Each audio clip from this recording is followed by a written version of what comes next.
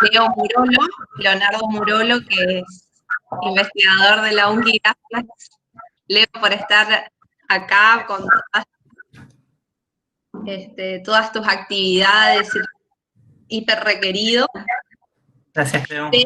Leo nos va a estar presentando reconfiguración de estéticas, narrativas y regímenes de percepción, el rol de los públicos, los consumos y las apropiaciones en las formas contemporáneas de circulación de sentidos. Y bueno, les voy a ir presentando un poquito a Leo. Igual mucha gente lo conoce por ahí por sus textos de divulgación en Tiempo. Es un amigo también de la UNE que ya desde hace un tiempo nos ha ha sido articulador para traer el congreso de la red de investigadores de comunicación en la UNE, hicimos varias cosas, y esto también es como un puntapié inicial para seguir las relaciones, que tenemos intereses en común entre cátedras, entre proyectos de investigación, etcétera.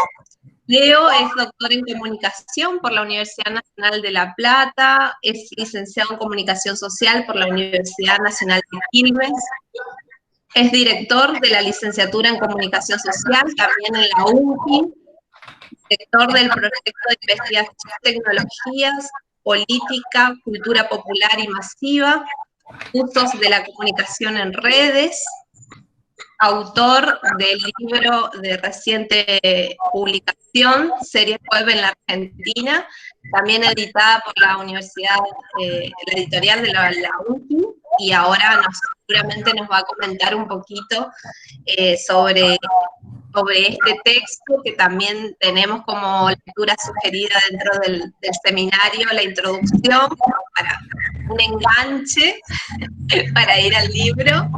En su totalidad tiene muchos artículos académicos publicados en revistas nacionales, internacionales, y de divulgación, todos de temáticas ligadas a usos de las tecnologías y las narrativas audiovisuales. Seguimos líneas que él es como nuestro guía para ver qué serie tenemos que seguir mirando. La serie que también es docente en diversas materias del grado y del posgrado también, ¿no? Tanto en la Universidad Nacional de La Plata como la Universidad Nacional de Quilmes, taller de narrativas transmedias, metodologías de la investigación de comunicación, pantallas en los escenarios, pantallas. Ahora nos va a hablar de las nuevas, viejas, pantallas nuevos y viejos medios. Así que bueno, bienvenido, Leo. Gracias, Cleo, pues con esa presentación que contaste todo lo que hice en los últimos 10 años. Nada, lo que más me gustó es amigo de la UNE, eso soy, amigo de la universidad, del departamento de comunicación, de muchos y muchas investigadoras y profes y profesoras que veo acá, y que, nada, que tenemos relación por fuera de estos espacios, en congresos, en clases, pero también de manera interpersonal nos conocemos. Y nada, estoy muy contento de estar acá, y cuando me invitaron para este espacio y me propusieron este tema, ¿no? Es un seminario de cultura visual, pensaba en hacer un recorte de algunas cuestiones que venimos trabajando en nuestro proyecto de investigación. Voy a hablar siempre en plural porque somos un equipo que, si bien algunos intereses de investigación están conmigo desde una tesis de grado, una tesis de doctorado y demás, cuando pudimos crear y proponer a la universidad un proyecto de investigación y organizamos un equipo con graduados, con tesistas, con becarios, con estudiantes inclusive, nos apropiamos de un grupo de temas que los estamos desarrollando, y es lo que les voy a presentar hoy acá. Hicimos un recorte para pensar la cultura visual en el audiovisual y en la imagen fija, en la fotografía. Hoy, así es, Leo, antes que comiences y te largues con todo, te comento que Patricio Monzón Batilana, que lo conoces de por ahí, seguramente va a estar tomando el tiempo, y él te va a comentar cuando más o menos llegues. Es como para que tengas una idea, que puedas ir redondeando en la primera parte. Después se da paso a los comentarios, al debate y a seguir desarrollando. Y bueno, y Carlos Quiñones va a estar a cargo del cierre ahora dentro de 1 hora y media, 2, es lo que ve. Gracias. Ahora sí. Bueno, ¿cuánto tiempo tenemos para 40 minutos iniciales. Así, ¿20? 40. 40, perfecto. Tranquilo. Con 40 estoy tranquilísimo. Así que Pato me va a avisar cuando me falten 5 por él y cerramos. Sí, a los 40 te aviso que te quedan 5 bueno, todavía, sí, Leo. tengo entonces, soy amigo en serio, ¿viste? Tengo tiempo. Bien, lo que les quería proponer es esto, vamos a ingresar a pensar algunos usos y narrativas del audiovisual contemporáneo y también quedarnos en la imagen fija, en la fotografía, en un caso específico que es la selfie, que es un tema que estuvimos investigando en los últimos años en nuestro proyecto. Voy a compartir pantalla para presentarles algunas cuestiones, porque hablamos de imágenes con imágenes. Igual voy a ir de más aburrido a menos aburrido, porque quiero presentar primero cierto marco teórico, ¿no? Desde dónde hablamos, para pensar estos temas, reflexionar estos temas, y contarles esa mini biblioteca, ¿no? Desde donde leemos estas cuestiones. Si amplío la pantalla, no los voy a ver a ustedes ni voy a ver el chat. Así que podría ser en ese tipo de visionado o en este, que es más grande, y ahí yo esta pantalla. Como ustedes prefieran, si me dicen en el chat, dejo así y van viendo imágenes. La primera placa, bueno, es el flyer, es la portada de la invitación. Y traje un epígrafe, ¿vieron? Los libros tienen un epígrafe que tiene el espíritu de lo que contiene luego la obra. Bueno, les traje 2 epígrafes, pero el primero es este. La industria cultural se presenta bajo la forma de algo archiconocido y que a la vez no existió nunca. Bajo formas probadas y estereotipadas se perpetúa. Esto lo dicen con estas palabras, incluso con la traducción de archiconocido, Adorno y Horkheimer en Dialéctica del Iluminismo, Dialéctica de la Ilustración. Y esta idea de que vivimos en un universo donde hay productos de la industria cultural que vuelven, que se reiteran, que se resignifican, que vuelven en otro formato, en otro lenguaje, pero algunas historias y algunas formas de consumo tienen su regreso a las dinámicas de las audiencias, ¿no?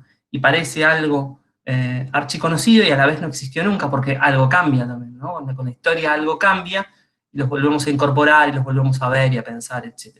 Este es un pasaje como a modo de espíritu de lo que vamos a ver. Vamos a pensar consumos audiovisuales y algunos usos de la fotografía digital. Cuando pensamos en consumos, en general el foco de la mirada va a estar en las audiencias. Muchas veces en diálogo, con estos usos que proponen, estas dinámicas, estas prácticas, en diálogo con las propuestas propias de la industria de la cultura, es decir, el mercado, ¿no? Las grandes empresas que proponen determinadas formas de consumo y las audiencias allí negocian algunos sentidos. Vamos a pensar una biblioteca que dentro de un rato ya la estoy criticando, pero les cuento desde dónde se parte en general para pensar las cuestiones de lo audiovisual digital, de las tecnologías. Hubo, allá por principios de los 2000, fines de los 90, principios de los 2000, un marco teórico para pensar estas cosas. Hubo un andamiaje que una palabra llamaba a la otra, ¿no?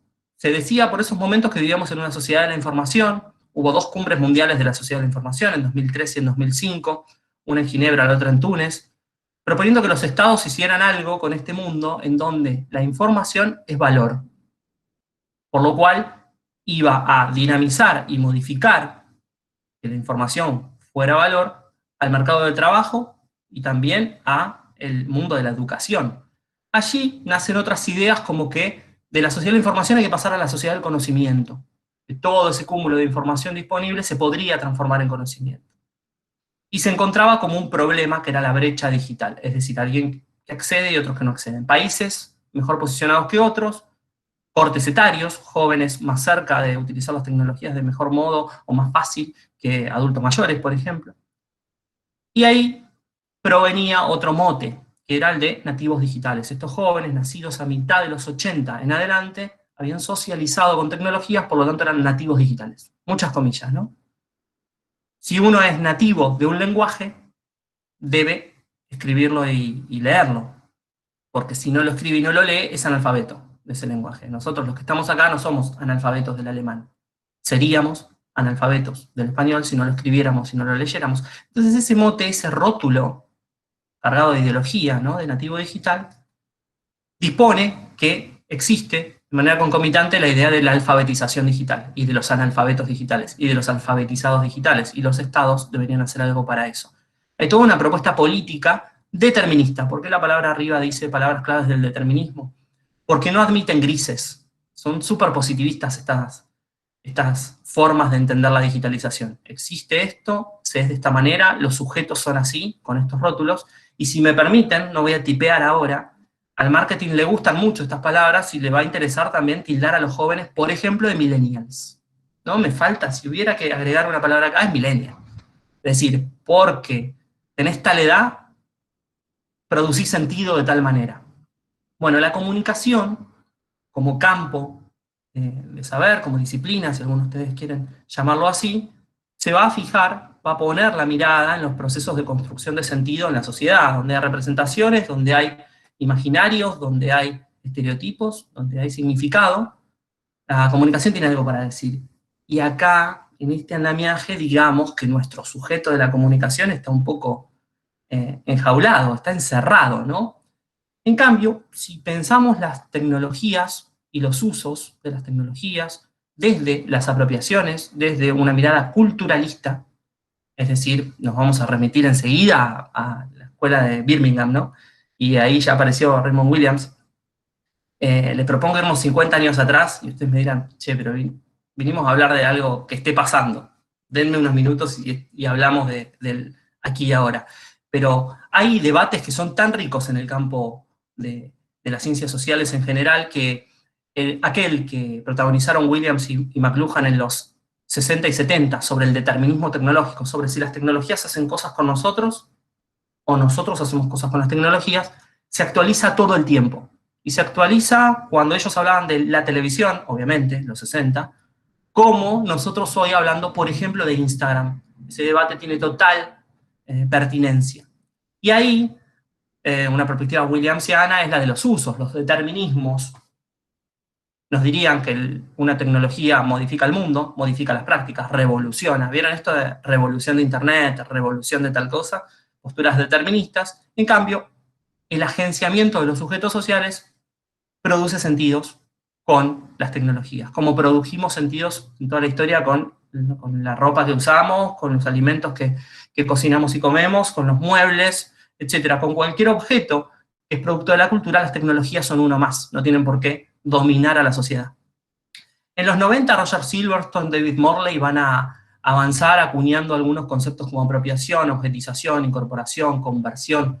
Si hubiera tiempo, avanzaría en cada uno de estos para pensarlo en su unicidad. Pero los cuatro juntos significan la domesticación de la tecnología. Son los cuatro estadios en donde los usos se consagran, ¿no? Los sujetos utilizan las tecnologías. Apropiarse es tenerlas, comprarlas o te las regalen. Objetización sería encontrarle un lugar en tu casa, que ya sepas que tiene un lugar en donde pertenece y va a estar. La incorporación es cierto olvido de que eso existe en nuestra vida. Está tan incorporado, el teléfono celular, por ejemplo, un lavarropas, ¿no? A mí me gusta el ejemplo del lavarropas. Si se te rompe el lavarropas, tenés que ir a comprar otro, porque lo necesitas, una cosa así, ¿no? Ahí está situada la incorporación, y la conversión es un estadio muy interesante, que es salir a la vida social a mostrar que lo usas.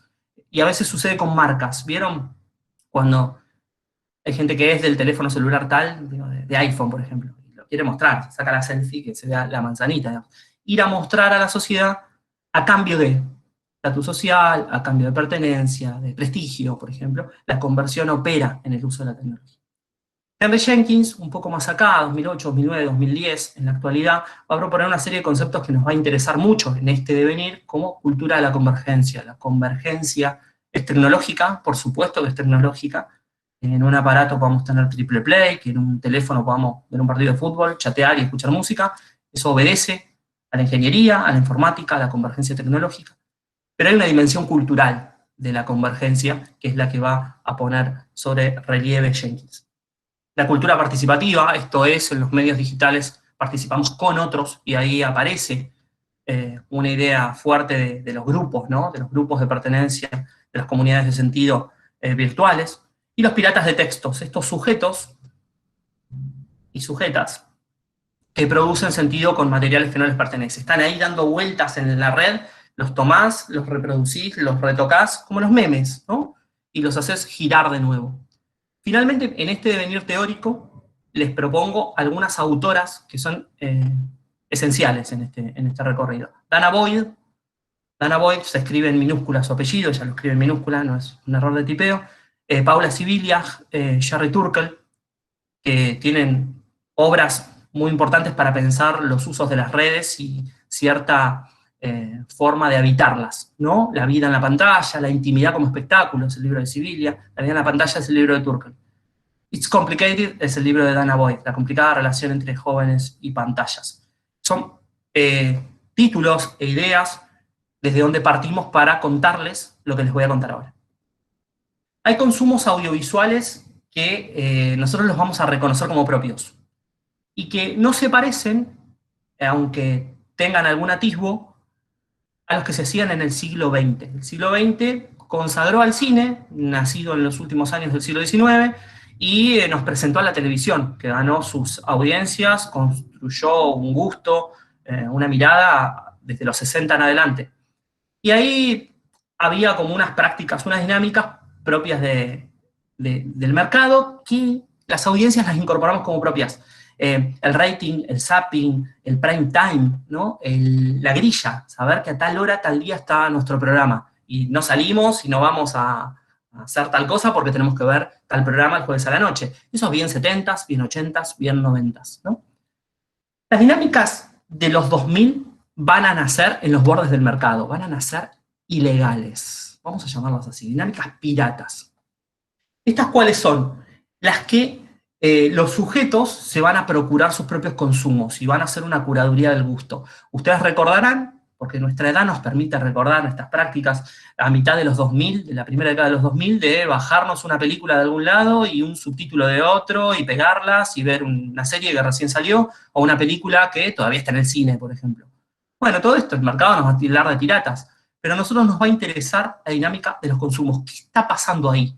En ese incipiente siglo XXI suceden estas dos cosas. Hay procuración de los propios consumos, es ir a buscarlos, ante este cúmulo importante, ¿no? de cantidad de producciones, y hay una curaduría del gusto, hay una búsqueda por ciertos intereses ante la gran cantidad. Entonces podemos estar viendo películas francesas, suecas, o escuchando música de determinados lugares del mundo, ¿no? Imaginen los fans del japonismo ahí accediendo a ver manga y anime y aprendiendo el idioma, inclusive. Es una dinámica que en los bordes del mercado se consideran piratas. Ahí traje unas imágenes para ver. ¿Qué va a pasar enseguida o al poco tiempo? No enseguida, sino a los 3, 4, 5 años, y todavía sucede porque coexisten, se va a dar una legalización de estos usos y plataformas y estas prácticas. O sea, pasamos de ser tildados de piratas a ser los clientes ideales. Porque aquellos sujetos que se alfabetizaron en procurarse sus propios consumos son los sujetos predilectos de plataformas que nos venden ese mismo producto. Lo empaquetan, lo venden barato, lo compramos. Son las plataformas que todos nosotros usamos, ¿no? Estoy hablando de Netflix, de Amazon y demás. ¿Qué van a hacer a la vez las series web? Esto que Cleo cuando me presentaba decía que tenemos un librito sobre series web, que es un formato bien específico de Internet, que son series cortas, series de entre 5 y 10 minutos, dentro de un rato les hablo de eso. Pero las series de Netflix, que no son en términos conceptuales series web, porque son más parecidas a la televisión, y las series web, que son bien breves, van a coexistir en este mundo, legales, apelando a prácticas que se habían desarrollado antes. Y en esta celebración de los usos de las audiencias vamos a poder ponerle rótulos celebratorios. Ya no somos piratas, ahora maratoneamos, spoileamos, filtramos, generamos grupos de discusión, elucubramos teorías sobre las series que vemos. Y como los anteriores conceptos eran un andamiaje, uno llama al otro, estos también, porque quien gana el maratón es quien se pega el atracón de la serie cuando se estrenó el viernes y le dice a todos sus amigos, yo este fin de no salgo porque se acaba de estrenar Stranger Things, entonces yo me tengo que quedar adentro y verme los 10 capítulos. Quien se da el maratón de Stranger Things, quien lo hace en el menor tiempo posible, gana. Los maratones se corren y se ganan, y el que gana tiene derecho a spoilear. En una sociedad donde nosotros contamos nuestras vidas públicas, privadas e íntimas en las redes sociales, salir a contar nuestros consumos culturales es lo menos que hacemos. Entonces, salir a decir, vi esta serie y está buena, ¿viste? Todos somos críticos de nuestros consumos, es salir a spoilear, porque otros no llegaron, otros no corrieron la maratón. Entonces dicen, espera que yo no la vi todavía. Y bueno, anda a verla si está disponible. Si este mundo es veloz. O sea, yo ya lo vi, vos también lo podés ver. Entonces el maratón tiene su premio que es spoilear. Spoilear también es un castigo para los demás. Estas mega empresas también juegan con el filtrado. Se filtró una canción de un disco que todavía no salió. Se filtró el primer capítulo de un libro que no salió. Se filtró el próximo episodio de la serie que estamos viendo. Sucedió con HBO y Game of Thrones, y los seguidores fueron corriendo a buscarlo y a verlo y a compartirlo. Y esa dinámica del filtrado le sirve a todos. Le sirve a las empresas porque los seguidores se ponen su camiseta, y si se ponen su camiseta no se ponen la de los otros. Y le sirve a los maratonistas porque el que llegó quiere más. Y si quiere más, el fan quiere más. El fan quiere la firma, quiere la próxima canción, quiere el meet and greet. El fan quiere más. Entonces, cuando se filtra algo, lo va a ver. Y lo va a ir a discutir en internet, en las redes, y va a elucubrar teorías sobre cómo continúa esta dimensión. No digo que en el siglo XX y en la televisión no existía esto, pero se potencia con la digitalización. Va a haber, ¿qué más va a haber? Demandas a los productores, aparecerle en las redes a los productores diciendo que no cancelen tal serie, que no quiten tal personaje. Y va a haber respuesta a esto, ¿eh? Netflix continuó series como Sense8, generó un capítulo más. No quitó los simuladores de su grilla, porque en Twitter, prendió fuego Twitter cuando dijeron que iban a quitar los simuladores. Y Netflix Argentina, el Che Netflix, como se llama, responde y también satisface demandas, ¿no? En este sentido. Y se van a producir también la producción de la realización de los fans. Los fanáticos van a producir contenidos. Y este es un universo que si hubiera tiempo lo desarrollo más adelante, pero es el de un versus, el del versus entre el canon y el fandom. El canon es la marca, el canon es el merchandising, el canon es el derecho de autor, es la saga, es quien tiene la marca para poder realizar esa producción. Y el fandom son los seguidores produciendo sentidos, que en general tienen 5 o 6 dimensiones. Fanart, cuando hacen dibujos, fanvideos, cuando hacen finales alternativos a las series que les gustan, videoclips de canciones que no tienen videoclip. Fanfic, cuando escriben las ficciones, ¿no? Le gustó una novela y la continúan. Pero también fansubs, fandubs, fansubs, subtítulos, ¿no? Crear subtítulos, pibes y pibas que estudian japonés, por ejemplo, y generan subtítulos de series para otros que no saben japonés. Pero ellos quieren que se prolongue, que otros lo vean. Dub, bueno, serían doblajes, es menor la cantidad, pero también hay quienes hacen doblajes. Y cosplay, ¿no? Para coronar todo esto, cosplay, quienes se visten de los personajes que les gusta y que son fanáticos. Ese universo es el de los consumos del audiovisual digital, que es súper complejo. Cada uno de estos temas amerita que nuestros estudiantes vayan a realizar una tesis, porque hay una complejidad que se puede abarcar desde la narrativa, es decir, ir a buscar estos productos y analizarlos, o desde los usos, ir a hacer observaciones, en la Comic Con, por ejemplo, ir a hacer entrevistas con los jóvenes para que cuenten qué lugar en sus identidades ocupan los consumos culturales de hoy, que existieron siempre, digo, las juventudes siempre fueron receptoras de espacios culturales, de dinamizar el consumo cultural, de ser fans de bandas de rock o de lo que sea en toda época. Bueno, hoy el audiovisual tiene un lugar también para consagrarse de esa manera. Estas son las pantallas piratas, trajimágenes. Cuevana, Taringa, acá que nadie me diga que nunca usó esto, ¿no? Mega Upload, bueno, todo esto es ilegal. De Pirate Bay, estos estigma por emblema, ¿no? Me dicen pirata, digo, sí, soy re pirata, de Pirate Bay, la bahía del pirata. Venía a buscar lo que quieras acá, que está series Pepitos, series Yonkis y El Mantero. Siempre traigo la foto del Mantero cuando hablo de estos temas porque me parece que es un mediador cultural privilegiado, ¿no? A quien le decís, che, una buena de terror, sí, esta, te decía. Entonces, como los viejos libreros las habían visto también. En este universo se habían generado prácticas que aprovecharon estos otros. Eso es lo que estoy diciendo. Las aprovecharon estos otros, la empaquetaron, la vendieron barata, lo que vale una entrada de cine. Hay que decirlo. Y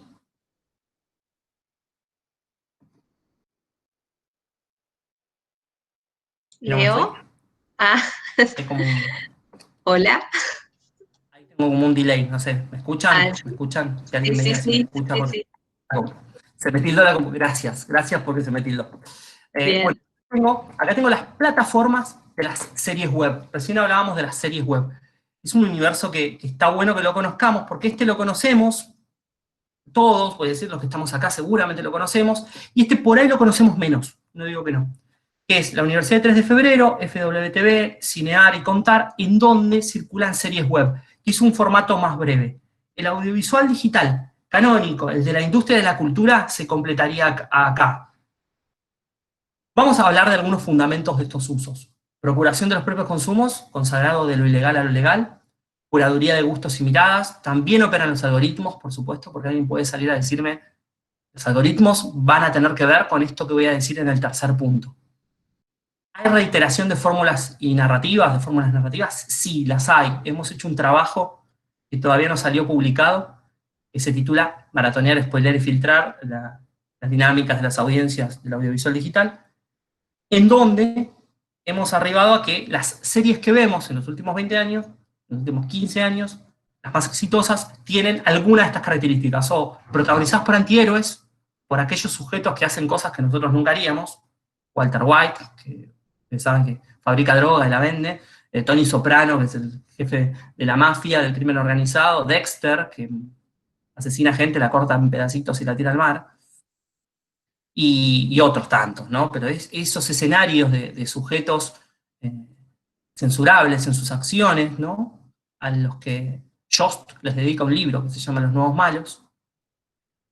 Las distopías, esos universos indeseables, futuros en general, pero que nos hacen pensar en el presente. O sea, tienen ese juego, digamos, ¿no? Nos proponen un mundo que sucede dentro de 30 años o dentro de 100 años, Black Mirror, por ejemplo, y nos dice, ojo, que las tecnologías dentro de 30 años van a ocupar un lugar importantísimo en nuestras vidas, en el trabajo. Bueno, pensemos en el presente sería. El cuento de la criada, ¿no? De Handmaid's Tale, con ese escenario que subyuga a las mujeres a un límite intolerable de ser visto.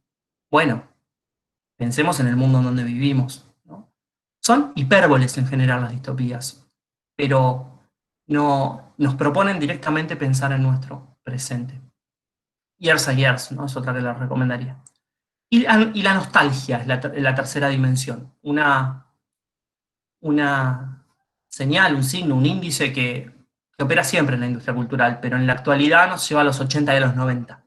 Una década, los 80, que la vivimos quienes transitamos los 30, los 40, y demás en nuestra infancia, nuestra adolescencia, otros, pero que nos lleva ahí a pensar algunas cuestiones que nos toca el corazón directamente, ¿no? Digo, Stranger Things, o Dark, o otras, ¿no? De Americans, el regreso de It, The Crown, la temporada 4 de The Crown, que se está por estrenar, sucede en los 80. Hay Narcos sucede en los 80 también. Muchas historias que estamos viendo suceden en los 80 y los 90, buscando con sonidos, con canciones, con videojuegos, con bicicletas, con esos signos de los 80, también conquistarnos desde el sentimentalismo.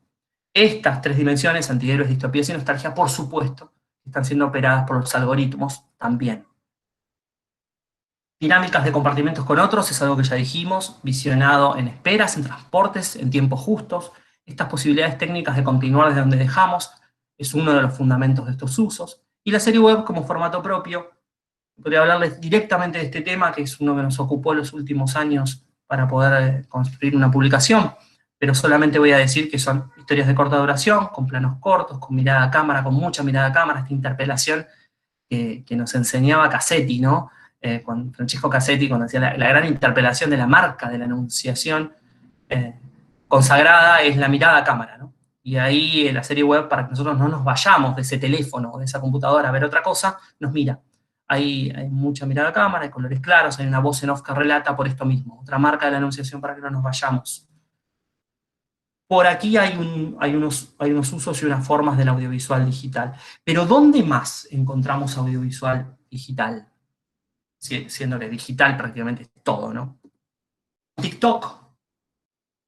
¿Hay gente en la sala que usa TikTok? Seguramente que sí. TikTok con sus challenges, con su video recontra breve, no breve, recontra breve, y su uso de cámara vertical, propio para los teléfonos, propio para la aplicación. Saben que TikTok no califica como web, ya no estamos hablando de web, estamos hablando de aplicación celular, por eso la idea de web incluso queda antigua, ¿no? Queda obsoleta para hablar de algunas cosas. La serie web incluso, ¿no? Es una serie corta. En el primer capítulo le dedicamos unos párrafos a decir, pues serie corta, lo podemos llamar más que web, porque si como TikTok funciona en los teléfonos y sale por aplicaciones, no sería web. TikTok en la cuarentena, en el espacio que nos tocó vivir en marzo, abril, mayo, TikTok superó los 2.000 millones de descargas. Acá hay algo para ir a posar la mirada desde la comunicación, ¿no? Por lo masivo. Lo masivo nos puede llamar a pensar después cuáles son los usos. Lo masivo es un índice, no nos dice nada, no los 2.000 millones de descargas, pero hay un interés, hay un corte etario que está siendo interpelado por esta plataforma. Instagram TV, miren el icono de Instagram TV, y acá remito de nuevo al epígrafe que les proponía, ¿no? Aquello archiconocido y a la vez no existió nunca, es algo nuevísimo, ¿no? Y te fascinás porque Instagram sacó Instagram TV. Y tiene este formato, y tiene estos colores, y las antenitas. Instagram, por supuesto, no tiene antenas, pero la iconografía de la antena. Y una migración que nos hace sentir viejos. Hay una migración que nos hace sentir viejos. Si YouTube tiene 15 años y todavía lo estamos estudiando, ¿no? Ríos de tinta hay sobre YouTube, pero todavía lo estamos estudiando. Y muchos grandes youtubers ya migraron a Twitch. ¿Y Twitch qué es? Bueno, es un espacio para transmitir en vivo. Los gamers, más que nada, los pibes que juegan, ¿no? Este es el lugar de Twitch. Entonces, ¿qué pasa acá? Voy para atrás. TikTok. Vertical, videos de 3 a 15 segundos, amigos. De 3 a 15 segundos. Masivo, vamos a llamarlo masivo. Instagram TV, diciendo ahora paso a audiovisuales un poquito más largos y me transformo en TV con una antena. Y gente que se va de YouTube, que era recontraeditado, ustedes saben cómo son los youtubers, recontraeditados, hablando de una temática diferente cada semana, con interacción con sus seguidores por redes sociales, etcétera, se van a Twitch a ser, ya no youtubers, a ser streamers, y tener una casa stream, viven en una casa donde streamean, salen en vivo. Acá hay unos fundamentos de estos usos, una comunicación en vivo como novedad. Permítanme poner el signo de pregunta porque la televisión tiene por lo menos 80 años. Depende de qué lugar del mundo elijamos. Pero la comunicación en vivo como novedad, no sabes, el último grito de la moda es Twitch y similares, ¿no? Mixer o otros. Irme a ver a alguien en vivo. Sin música, comida, no sé, dibujando, etc. Contenidos efímeros, la idea de lo efímero, la superbrevedad, de 3 a 15 segundos. Permítanme asombrarme, que a veces nos parece mucho y lo pasamos. ¿Quién de los que están acá no pasa las historias de Instagram? O sea, la viste y la pasaste. O sea, 15 segundos es un montón. Velocidad de consumo, el escroleo y el pasar, esto que les estoy diciendo. Hay una velocidad de consumo que tiene que ver con nuestras sociedades, siempre tiene que ver con nuestras sociedades. Hay una alfabetización en múltiples tareas, esto se llama multitasking desde hace muchos años, es que podemos hacer muchas cosas a la vez. Sí, pero debemos hacer muchas cosas a la vez. ¿A quién le sirve que podamos hacer muchas cosas a la vez y que debamos hacer muchas cosas a la vez? Me pongo violencia arriba ahí. ¿Quién necesita que hagamos un montón de cosas a la vez? Contenidos donde median las relaciones interpersonales, y ahí le puse el signo porque es lo que más me importa. Todo el poder a las audiencias, ¿no? Se podría llamar esta charla. Es lo que más me importa. Donde median las relaciones con otros y con otras. Y ahí están los streamers, los influencers, los seguidores, los gamers, y todos los nombres que el sujeto de la comunicación, ¿recuerdan que hace 100 años el sujeto de la comunicación era el receptor? Emisor y receptor. Ha pasado agua, ¿no? Bajo el puente. Digo, audiencias, públicos, espectadores, y ahora todo esto. Streamers, influencers, seguidores, gamers. Y un montón de cosas para pensar en este escenario. Y la fotografía, que era lo otro que les prometí hablar algo de fotografía. En este mundo, en este universo, ¿qué pasa? Bueno, hay espacios que son privilegiados para la fotografía. Las redes sociales, quizás Twitter un poco menos, pero Instagram, súper. Y las aplicaciones de citas. Acá traje dos, pero hay muchas más, ¿no? Que es Tinder y Happen, digo. En estas hablamos con amigos o conocidos o gente que nos sigue. Y en esta con desconocidos y desconocidas con posibilidad de ser conocidos o conocidas. La idea después es verse, ¿no? De citas son las aplicaciones. Pero va a tener implicancias en los usos, ¿no? Una cosa o la otra. Estas son narrativas. Y vamos a encontrarle el porqué, el arqué de la fotografía selfie.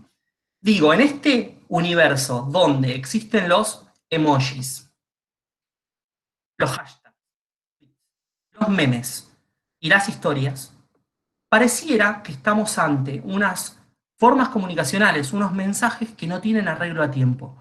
Pareciera que nos encontramos con estos mensajes, con estas formas enunciativas, o como quieran llamarlo, y las debemos comprender instantáneamente. Un emoji, ¿cuánto tardamos en comprender un emoji? Nada. Un hashtag, listo. Es un régimen de indexación, un meme, etc. Estas cuestiones van a propiciar o van a ser un marco de referencia y que va a justificar la existencia de la selfie. Por ejemplo, en 2014 Ellen DeGeneres se saca esta foto. Ellen DeGeneres es una persona muy famosa en los Estados Unidos. Y en la entrega de los Oscars no tiene amigos, ¿no? También yo me saco una foto, una selfie con mis amigos y bueno, nada, nos conocemos nosotros nomás. Pero esta selfie tiene 17.000 retweets en un minuto. Es como el récord, ¿no? 2014.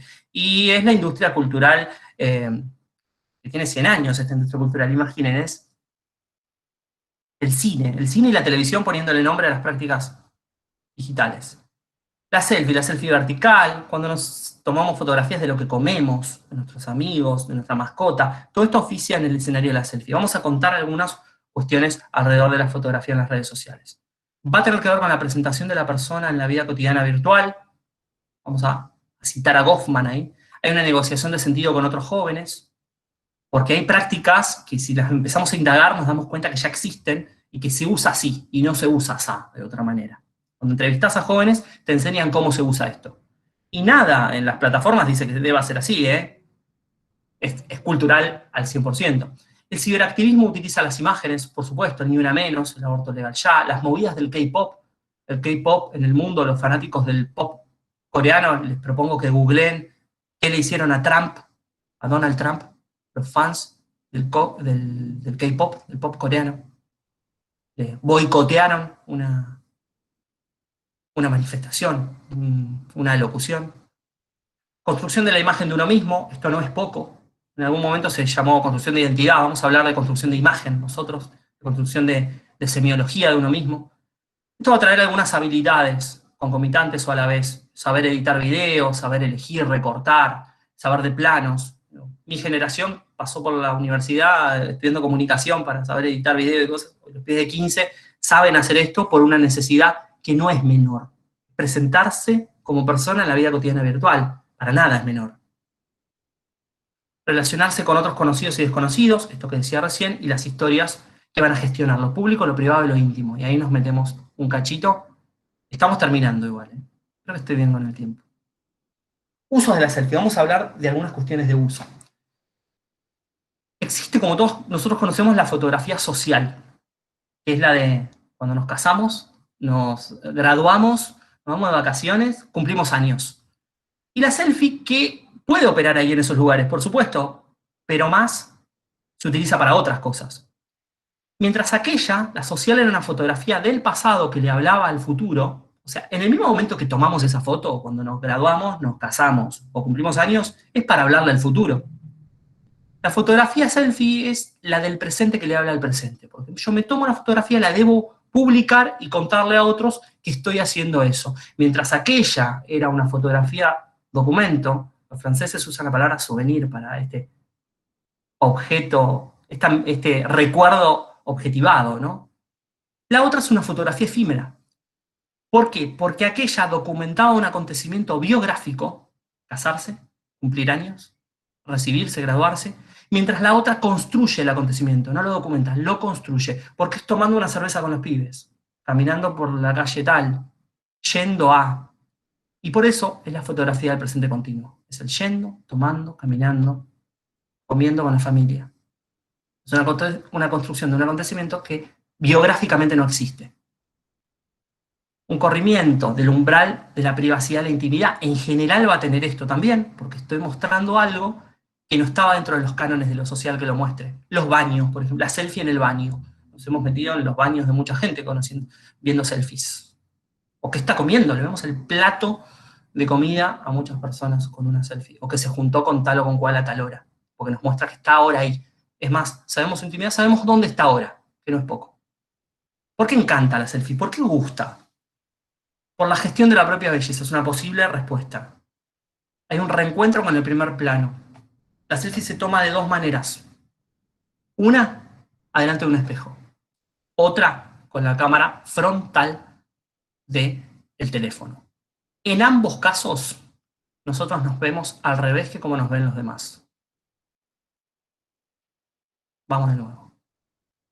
Los demás nos ven como nosotros nos veríamos en un video o en una foto que nos tomen otros. Pero nosotros nos vemos todas las mañanas en un espejo. Nosotros nos conocemos así. Nos conocemos como el del espejo. Y es al revés que como nos ven los demás. La selfie nos muestra a ese, nos muestra a esa, al que conocemos. Y ahí hay un control de nuestra propia imagen. Controlamos esa propia imagen. Después sacamos 20 y elegimos una, ¿no? No nos gustamos en general. Pero es ese o es esa que conocemos.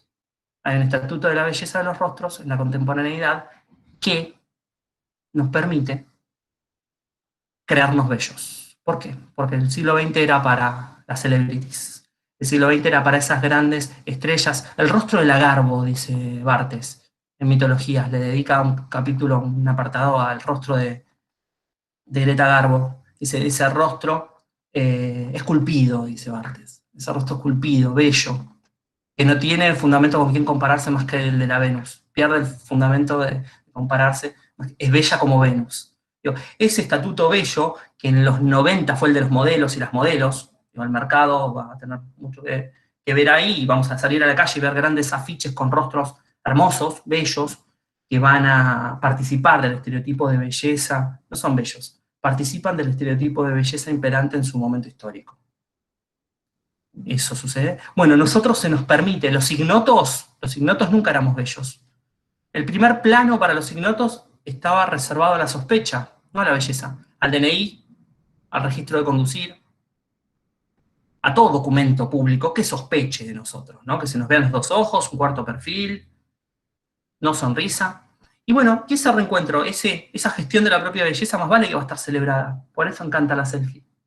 Por eso la constituimos.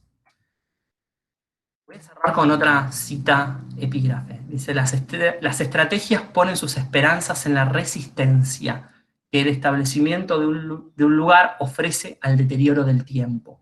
Las tácticas, por su parte, ponen sus esperanzas en una hábil utilización del tiempo. Esto es Michel de Certeau.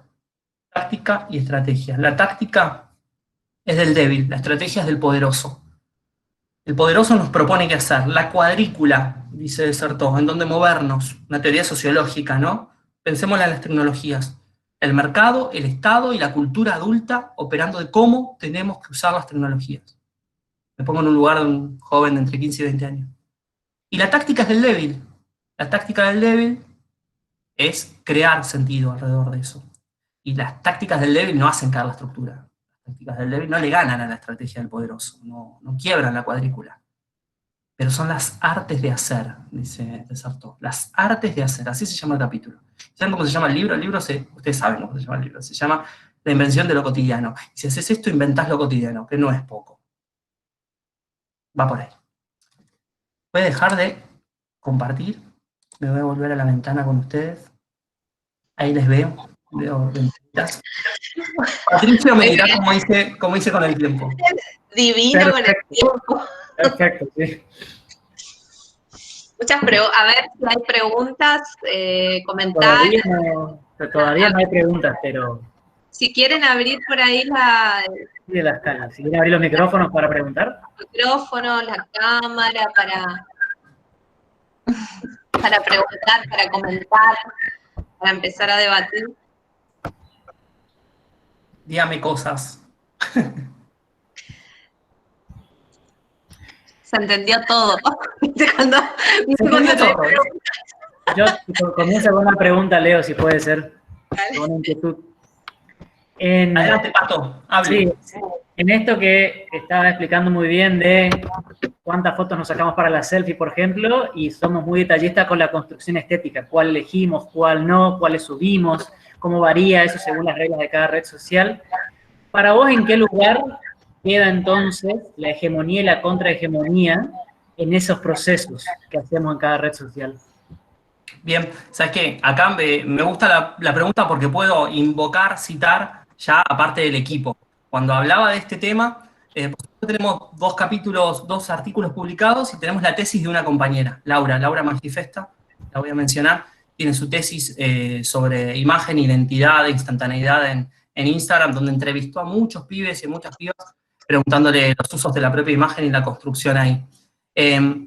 Hay una instancia quizás política o que te propones en el escenario a discutir sentido en usos que capaz que no son los de la belleza en Instagram, ¿no? Sino en el ciberactivismo, cuando te propones poner en agenda algunas temáticas que no están.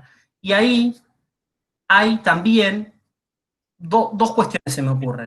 Una tiene que ver con los cuerpos hegemónicos, ¿no?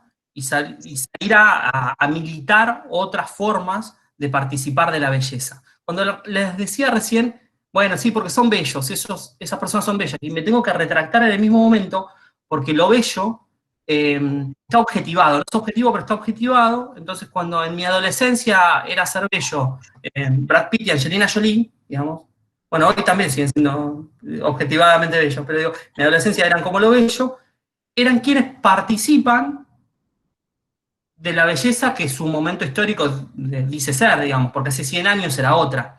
Entonces digo, ¿cómo podés irrumpir en Instagram y en estos espacios construyendo tu propia imagen? Bueno, pretendiendo romper estos estereotipos, estas formas. Y eso sucede, ¿eh? Digo, cuando vos trabajás con jóvenes y les proponés en entrevistas que cuenten cómo construyen su imagen, qué deciden mostrar, cómo deciden mostrarse, hay conciencia de estas dimensiones y muchas veces hacen una ruptura, al contrario de relegarse, de decir, bueno, yo no participo en esos estereotipos, no formo parte de estas tres cuestiones que hay que tener, ¿no?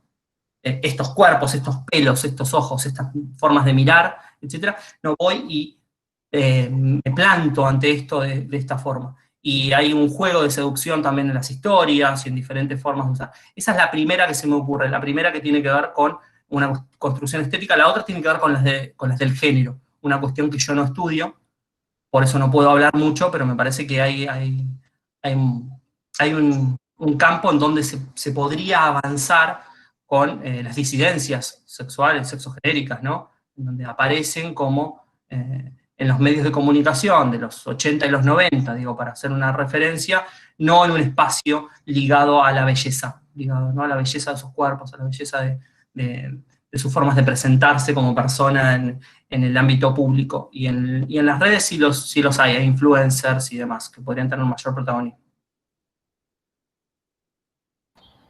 Gracias, Leo. Falta Cheche, me parece acá que es el experto en todas las Bueno, temáticas. sí, sabe de eso, sabe de audiovisual y esas cuestiones. Claro, tenía otra actividad, así que se disculpó porque justo le estaba con...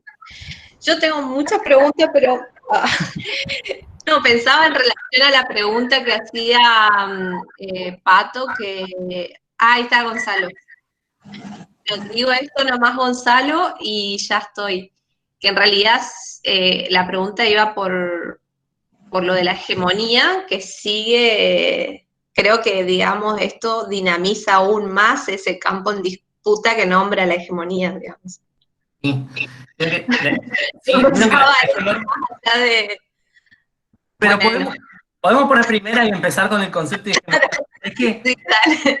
Gonzalo, no sabes, que a mí me encanta es el tema, el concepto que es recontra difícil de operacionalizar, ¿no? Porque decir hegemonía, si lo tomamos con Raymond Williams, que nosotros pensamos la hegemonía de una perspectiva cultural, ¿no? Por supuesto. claro. Claro que leemos ay, no me sale ahora, pero bueno, a Gramsci, claro que De leemos Gramsci en pero adelante, vamos a pensar, no la hegemonía entre estados, Williams empieza de ahí, la hegemonía la podemos pensar entre estados, dice, y después te llega a decir al final del texto que es una dosis de energía. Entonces vos decís, si la hegemonía también es una dosis de energía, está en todos lados. La hegemonía es everywhere. Entonces, ¿qué sucede con estas dimensiones? Y me voy a retrotraer hace unos años, entre 2010 y 2014 me tocó escribir la tesis de doctorado. Y cuando encuentro que los jóvenes me empiezan a contar en sus usos de las tecnologías diferentes terrenos de batalla que aparecían, y lo agradecí porque uno va con muchos prejuicios al trabajo de campo. Uno va creyendo, ya lo sabe, que me tengo que después volver con las entrevistas de los pibes a escribirla a la tesis. Y a mí me pasó una cuestión, en muchos he satisfecho mis prejuicios, por supuesto, y en otras no. Y en otras, cuando me cuentan los frentes de batalla que se abren para usar tecnologías, que parece una cosa muy común. Y la primera es mencionar al mercado, y es decir, estar siempre corriendo detrás del mercado, que ya no va más la Play 4, va la Play 5, o hay que tener tal aplicación, porque si no, ya sos viejo. A mí me han dicho en entrevistas, no, eso no se usa más, eso lo usa gente grande. ¿Cómo gente grande? Sí, viejos. ¿Cómo viejos? Y como de 25, me dijo una chica. Yo, bueno, está bien, listo, terminamos acá. Y ahí tenés una cuestión del mercado, que es como hacernos correr, pero eso en todos los órdenes de la vida, en la ropa también, digamos, en los cortes de pelo también. Después tenés el Estado, que en el momento de mi tesis era conectar igualdad, pero no solo conectar igualdad, también es la figura del docente que te permite hacer y que no. ¿Escuchás música en el aula o no? ¿Usás Google en el aula o no? ¿Los teléfonos van guardados o no? Ahí hay cierta disputa hegemónica. Estas dos son macro, ¿no? Son disputas hegemónicas con el mercado y con el Estado, nada menos. Entonces ahí podemos pensar en hegemonía, y otra que les propongo saltar de hegemonía a cierta microfísica del poder, y es cuando las disputas las tenés con los adultos que te rodean, con los padres, por ejemplo, y con otros jóvenes, intergrupal, intragrupal. Ahí viene lo que hablamos con Patricio recién, los estigmas, las formas de presentarse ante otros, que vos querés que te acepten, pertenecer, gustarles inclusive. Entonces vos tenés con tus padres, que les tenés que ceder intimidad, les tenés que ceder cierta libertad, muchas comillas, ¿no? Porque te pagan el celular, por ejemplo, te dicen que puedes hacer, que no puedes estar donde estás, y el número gratis es mamá, papá, digo, esto lo contaban, siendo que cedían esto para estilizar, para incorporar algunos usos y cosas. Y la última es con otros jóvenes, que es la más cruel. O sea, Freud lo decía en El malestar en la cultura. Quienes más nos hacen daño no son los desastres naturales, ni el propio cuerpo condenado a la decadencia y la aniquilación, sino los otros. ¿Quiénes nos hacen mal a nosotros en la vida? Los otros, y los necesitamos. Entonces los jóvenes necesitan a otros jóvenes, intergrupal, y la negociación de sentido ahí es constante, todos los días, ¿no? ¿Por qué? Porque interviene la edad, interviene la clase. Esto es de cheto, esto es de cumbiero, esto es de... Y palabras mucho más insultantes alrededor de todo eso. Nada, disputa hegemónica es una dosis de energía, dice Williams, y está en todos lados. Gonza. ¿Qué hacen? Buenas tardes a todas, todos, todas. Estaba escuchando acá, con cámara apagada, escuchando atentamente lo que decía Leo, y pensaba cuando señalaba esto de las descargas, ¿no? Yo fui uno de los que en la primera parte de la cuarentena empecé a explorar, a ver como TikTok y a buscar y a rellenar cosas ahí, ¿no? Y es algo para observar qué sucede, cómo en estas tecnologías, plataformas, son puntos, nodos de convergencia, de articulación de posiciones políticas, ¿no?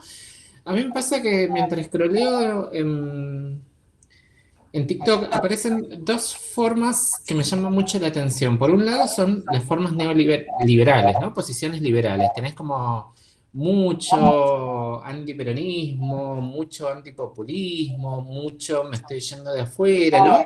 Y aparece como, además como, pero aparece como muy desdibujado, ¿no? Aparece, o sea, necesitas tener ciertas claves de lectura para decir, che, esto es claramente, Claro. nítidamente neoliberalismo, es tremendo, algunas posiciones rajan, están ahí colindantes con expresiones del fascismo, ¿no? De los negros que quieren vivir en Guernica, ¿no? Cuando sucedió lo de Guernica hace un par de semanas, era los negros quieren vivir del sueldo del Estado, y vos decís, che, y esto circula de nuevo como una superficie de inscripción, de articulación, que la verdad que es tremendo, o sea, en ese sentido cuando los miro pienso que eh, ahí se gestiona. Creo que podríamos pensar TikTok ahora, TikTok y algunas otras, digo, he explorado un poco por ahí lo que hasta 2015 serán los foros de La Nación, ¿no? Los foros de La Nación y Clarín, que eran,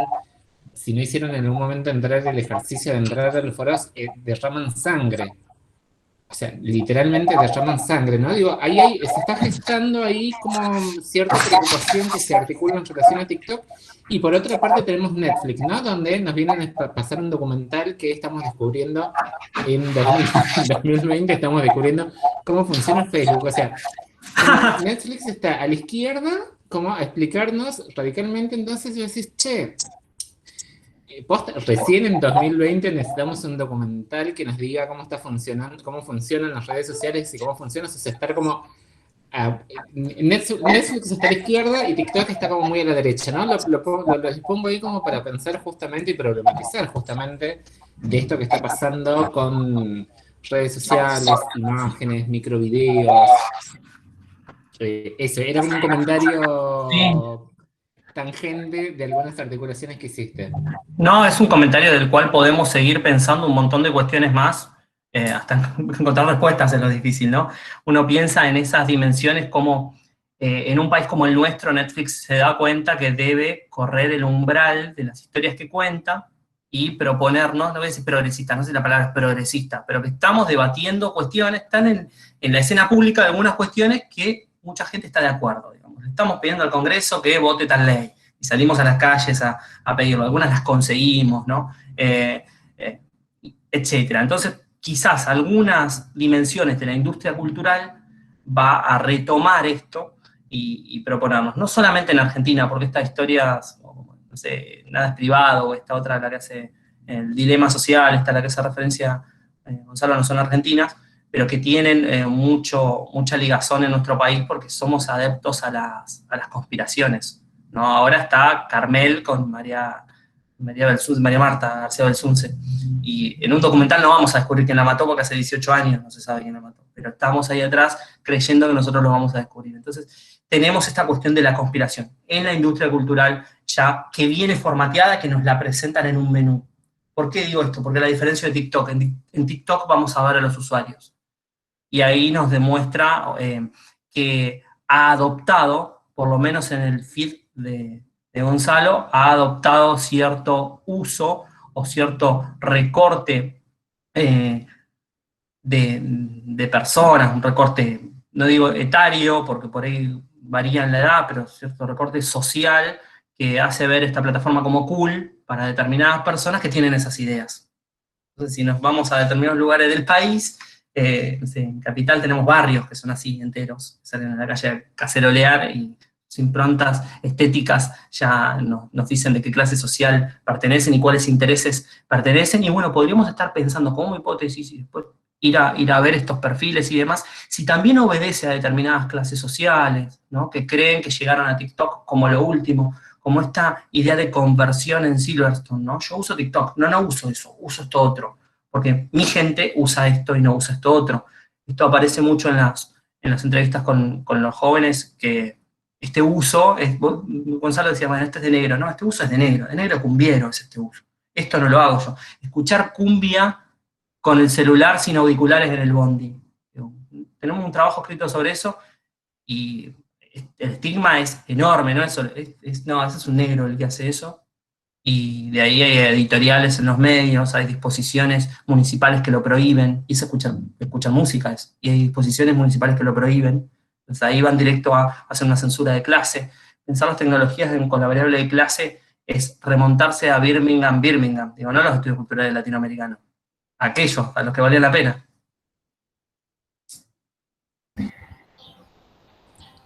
Sí, Perdón, sí. porque también quedaban en esto lo cool, perdón, lo que pasa es que son temas tan convocantes y tenerla leo como para pensar, porque en eso cool también cómo se configura lo tecnológico, ¿no? Porque es casi, o sea, pensar más o menos para que corra TikTok tenés que tener una buena interfaz, o sea, tenés que tener un teléfono más o menos de gama media para arriba para que se corra bien, Exacto. conexión a internet, digamos, entonces, hay un lugar. Esto es como, sería como un HD o incluso lo que hace Clarín, ¿no? Porque hay una similitud. Clarín también demanda, Clarín y La Nación también te demandan ciertas competencias técnicas como para que vos puedas acceder a esos contenidos. Entonces, TikTok es casi el country de las redes sociales, por Es el decirlo de country algún de modo. ¿Qué ¿Me metáfora? entendés? O sea, necesitas tener una cantidad de recursos que se están administrando y articulando ahí para que funcionen y obviamente, o sea, en el feed es cierto que como vos decías, una disposición del algoritmo para que en el feed aparezca, pero me parece que es como una cantera sumamente interesante para pensar las formas que van a adquirir el neoliberalismo en lo que viene, ¿no? Sí. Digo, Además son constructores de lo bello ligado a la ostentación. También son estos pibes y estas pibas que en el medio en que te tiran este mensaje de qué bueno que está Nueva York o París, me iría a vivir allá, hacen un coreo y son,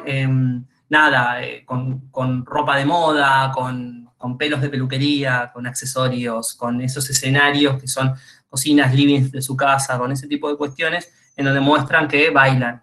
Y ese joven que canta y baila, que fue muy alimentado en la industria de la cultura del siglo XX, ¿no? Que es el joven o la joven Cris Morena, digamos. Cantaba, bailaba, no tenía problemas. Son pibes que no están al lado de problemáticas como en 13 razones por qué, Sex Education, en otras ficciones de jóvenes ya tematizados alrededor de la violencia o de otros problemas.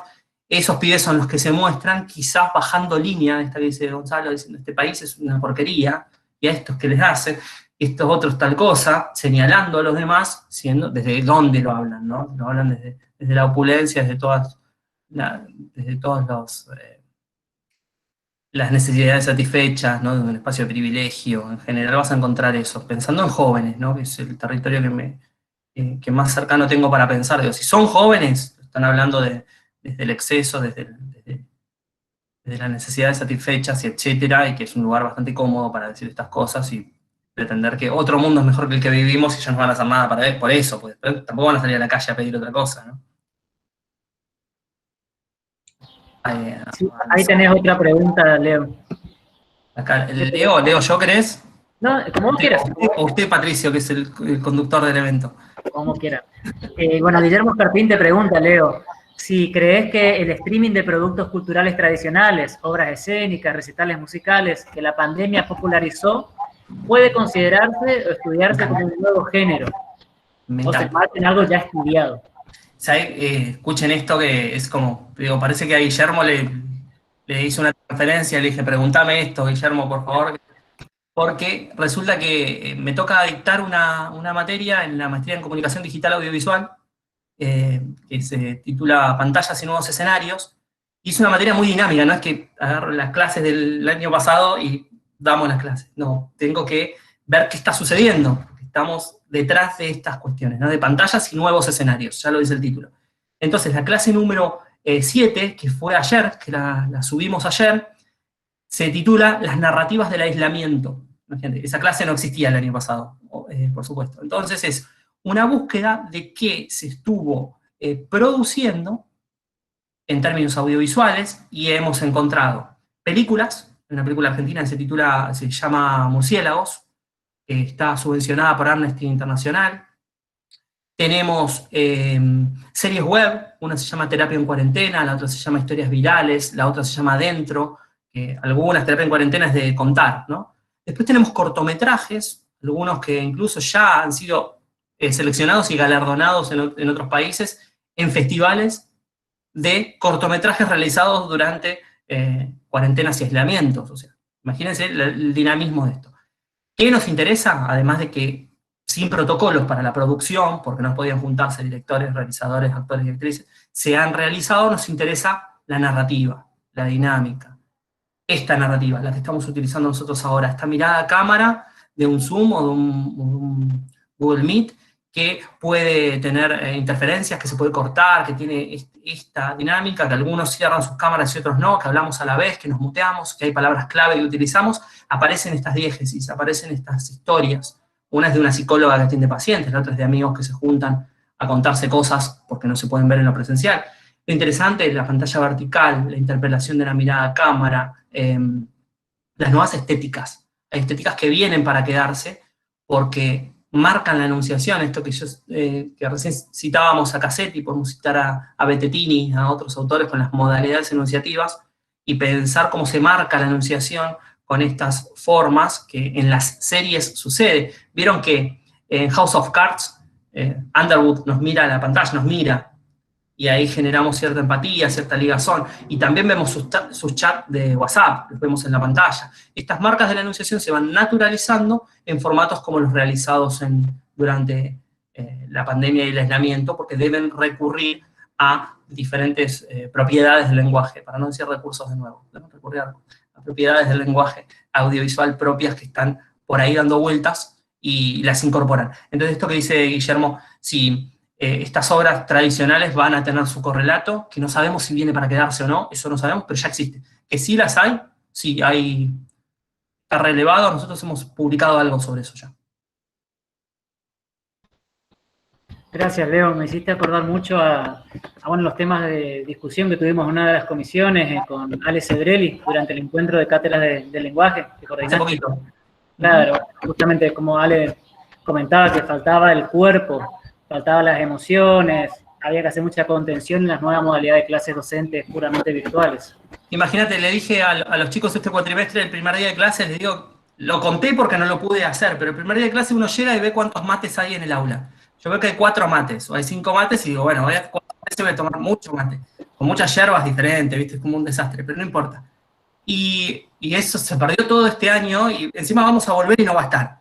No se puede compartir ahora. Eso falta, lo que dice Pato, eso falta. La verdad que falta mucho. Natalio te consulta, Leo, en relación con la hegemonía y la pertenencia de grupos. Recordó el caso de del grupo Guachiturros. Los Guachiturros, que son una determinada marca, y fueron pagados por la marca para que dejen de usarlo. Es la conversión al revés, Natalio. ¿Vieron el concepto de conversión, que estoy muy insistente con eso? Es el último para domesticar la tecnología, según Silverstone. Es salir a la vida a decirle a los demás, yo uso esto. A veces se da en automóviles. Yo pongo el ejemplo en general del Volkswagen Gol, el club del Volkswagen Gol. Y salís a juntarte con otros que tienen Volkswagen Gol y se miran los autos y dicen, qué lindo tu auto. Sí, lo pintaste. ¿No? ¿Cuántos kilómetros tiene? Así un montón de tipos mirándose los autos, con todas las connotaciones que eso tiene, ¿no? Es convertir en estatus social, en pertenencia, en prestigio, un uso de la tecnología. ¿Qué le pasa a los guachiturros? Quieren salir a la vida a bailar y a cantar y osan tener el cocodrilito acá. Entonces viene la empresa y le dice que es una contrapublicidad y le viene el canje para que la dejen de usar. Tiene una raíz un poquito más interesante la existencia de guachiturros. Después de principios de los 2000, cuando nacen la cumbia rocha, esta cumbia de los pibes chorros, esta cumbia de denuncia y testimonial del momento histórico que les toca vivir, ¿no? Una cumbia que va a hablar de cartoneo, de delincuencia, de esta cosa de habitar la calle, de la carencia, etcétera. Una cumbia muy testimonial, lo que fue el rock en los 70, ¿no? Es la cumbia para el 2001, hay trabajo sobre esto. Se van a despegar otros cumbieros, se van a despegar de esto, no quieren ser esto, quieren ser unos cumbieros cool. Estos, les van a decir, estos son unos unos giles que quieren ser chetos. Y estos van a decir, estos son unos giles que quieren dar miedo. Entonces, se dividen entre turros y rochos. Los rochos, estigma por emblema. Me decís que soy un rocho, que te voy a robar, que soy violento, que soy... Y esto es Telenoche y los programas de la noche diciendo que en el conurbano, donde vivo yo, no se puede salir a la calle. ¿No? ¿Es eso? Bueno, tanto me decís eso que saco una banda de cumbia que se llame Los Pibes Chorros. Y sí, teneme miedo. Si me ves, cruzá de calle. Porque es mi lugar en la sociedad. Estigma por emblema. En cambio, los turros son los que se van a poner otra ropa, no se van a poner la ropa de... Hablando con pibes, ¿no? En esa época, bien 2011, 2012 también, esta división da que el rocho utilizaba la visera doblada y el turro la usaba recta, y otras configuraciones estéticas como la ropa deportiva. En cambio, aquel otro, parecerse al cheto era ponerse la Lacoste, y le vino esto.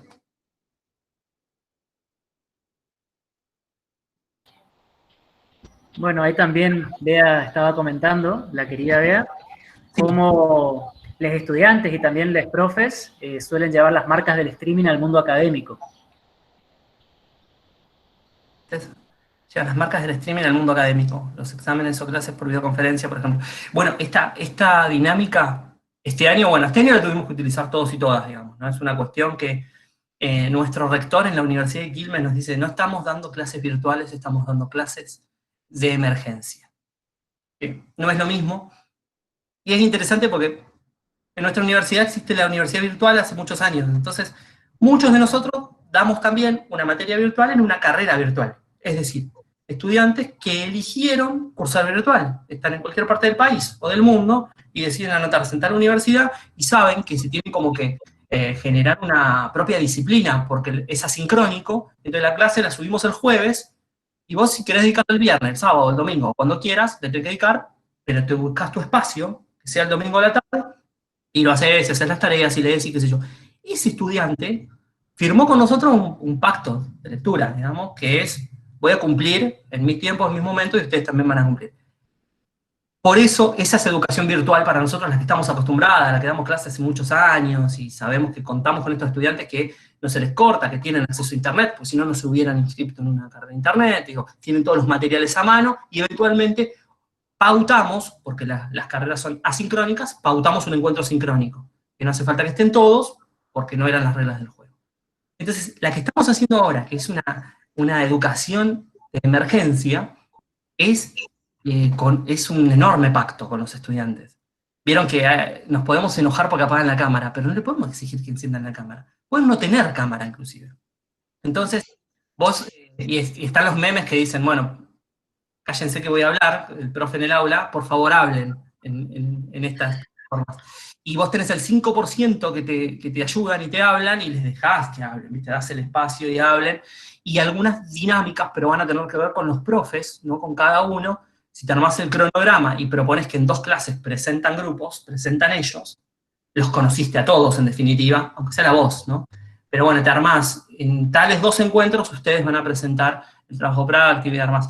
Pero esto de llevar la lógica del streaming a la videoconferencia, si la supimos capitalizar, estaría bueno, digamos, porque son los pibes alfabetizados en la imagen de sí mismos, contarnos la imagen de sí mismos. Lo que pasa es que lo mío venía justamente por esto último que vos estás planteando, de en estas instancias donde justamente estamos en los coloquios finales, entonces nos encontramos y les vemos las caras que durante el cuatrimestre podían no estar, no importaba, pero ahora los vemos. Entonces lo interesante, por eso lo relacionaba con esto que se viene planteando, con varios de los temas que se vienen planteando, porque hoy, por ejemplo, hace nada más un par de horas, uno de los chicos había puesto una sábana atrás para organizar su espacio. Y claro, ayer tomamos a un grupo que estaban en el kiosco, porque evidentemente trabajan en un kiosco, en el medio del examen la llamaba a la mamá para que vaya a atender, y uno dice, pobre este pibe en estas condiciones está rindiendo un examen. Pero más allá de eso, otros que nos muestran todo el aparato gamer que tiene. El micrófono. súper auriculares, que nosotros, o te dicen, profe, es que yo solo me conecto con el celular. Yo también, yo de hecho en este momento me estoy conectando con una tablet, por eso tengo una doble pantalla, porque estoy conectada con la computadora para poder leer el chat y estoy con una tablet, porque no tengo cámara en mi computadora. Y Claro. ellos dicen, ¿cómo que no tienes? No, no tengo. Pero te quiero decir, lo que vimos en esto de armar el escenario, en muchos casos, e incluso distinguirse entre ellos, por eso digo que se linkea con esto, distinguirse entre ellos por lo que pueden mostrar, por el equipo que pueden mostrar, las sillas que pueden mostrar. Totalmente. Es muy loco porque era algo que nosotros no nos imaginamos que nos íbamos a encontrar ahora con esta situación, o sea, qué sé yo, nosotros no le damos tanta importancia a eso, quienes estamos en los equipos docentes. Sin embargo, digo, claro, porque ellos vienen de la cultura del streaming. Entonces, por eso lo planteaba. Sí, dos cosas. Una tiene que ver también con la pelota en nuestro lugar. Hemos visto en este tiempo, no solo en clases, sino en presentaciones de libros, en congresos y en grandes conferencias, a los popes y los no tan popes con la biblioteca atrás, ¿no? Esto de solamente puedo poner la cámara donde atrás hay una biblioteca. Es esta idea de mostrarme en la constitución de mí mismo como un sujeto intelectual. Digo, ya Barthes en 1961, cuando escribió el mensaje fotográfico con los siete procedimientos de connotación, uno era la pose, el esteticismo, bueno, ustedes los conocen, uno eran los objetos. Entonces digo, posicionarse con objetos. Yo libros, ¿viste? Yo libros. Y los pibes con una manera mucho más cool, hemos usado la palabra cool acá, mucho más canchera, bien 90, canchera, mucho más, gustable para los demás, va a tener que ver con mostrar tecnologías. Entonces vos tenés el pibe que tiene el micrófono, que tiene los super auriculares y demás, o que tiene consumos a la vez, digo, ¿no? Que están tomando algo a la vez, están con el vasito, me ha pasado, con el vasito del café, de la cafetería, digamos. Fueron 5 minutos antes buscar un café. Y entonces tenés esas dimensiones, además de que, bueno, también nosotros, me pongo una remera presentable, digo, también hay quienes buscan presentarse, por eso de ponerse el cuello, ¿viste? No sabes si tengo un jogging abajo, pero yo tengo camisa, ¿viste? Tengo cuello arriba. Entonces, esas dimensiones nos ha llevado a que nos construyamos para esta ventanita, para mostrarnos de esta manera que es tan efímera, ¿no? Dentro de un rato cortamos y cada uno hace 2 pasos y está en la cocina cocinando, es una locura. Pero bueno, veremos, yo tengo solamente preguntas para esto, y seguir relatando lo que estás diciendo vos, solamente preguntas que es, ¿cuánto de esto va a quedar? ¿Cuánto de esto va a quedar para bien o para mal? El año que viene, ponele. Sí, Leo y Bea, y después tenemos también, lamentablemente, los casos contrarios a lo que estaba comentando Bea, de chicos y chicas que si nos pueden mostrar en las cámaras su presencia, le están prestando atención, como nos recuerda Víctor acá en el chat, y no se les toma asistencia o se los echa de la clase, hubo un caso muy eso feo. tiene de eso. Sí, bueno, lo que les decía al principio, si nosotros concebimos con que salimos a virtualizar un curso en 2 semanas y después nos quedamos todo el año, no podemos pedir nada, no podemos pretender nada de eso. Es más, podríamos tener estudiantes que nos digan que no tienen ni conexión ni computadora. ¿Y ahí qué hacemos? ¿Ahí qué expulsa? ¿La expulsa de la universidad directamente? ¿Le quita el derecho humano a la educación, digamos? O sea, no han elegido cursar con nosotros de manera virtual por pantallitas y ventanitas, estos chicos. Estamos todos de acuerdo. Yo me enojo, digamos, estamos todos con... No, claro, eso ya tiene que ver con las burocracias de cada universidad, cada facultad, cómo lo fue manejando y delegando o no responsabilidades.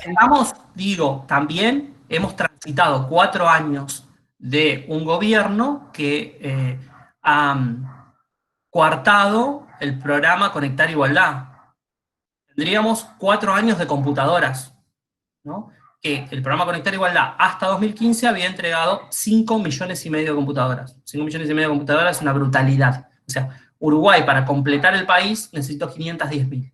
5,5 millones. Imagínense 4 años más con estudiantes que se graduaban y que ingresaban a la escuela secundaria con computadoras, serían nuestros estudiantes ahora con computadoras. Ahí Débora te pregunta, Leo, por el derecho a la intimidad, que claramente lo tienen todos los estudiantes. Por supuesto. Derecho a la desconexión se usa ahora, viste que Inclusive vieron que nuestros reclamos docentes, gremiales, incluyen, entre todas las cuestiones que reclamamos ante la coyuntura y salariales, etcétera, uno es el derecho a la desconexión, esto de que estamos a cualquier hora para tener reuniones, o etcétera. Yo no sé si les sucedió, pero hemos tomado los feriados para tener reuniones que son de gestión a veces, no involucramos a los estudiantes, pero a veces es feriado y tal día largo es el único día que nos podemos juntar y también de nada. Eso va a tener que ver con el derecho a la desconexión, y el derecho a la intimidad viene de la mano con esta posibilidad de no mostrarnos o no salir a tener que hablar en un momento en que no queremos o no podemos, porque por supuesto que nuestros estudiantes vamos a suponer que en su mayoría, por su edad y demás, no viven solos, vamos a suponerlo, digamos.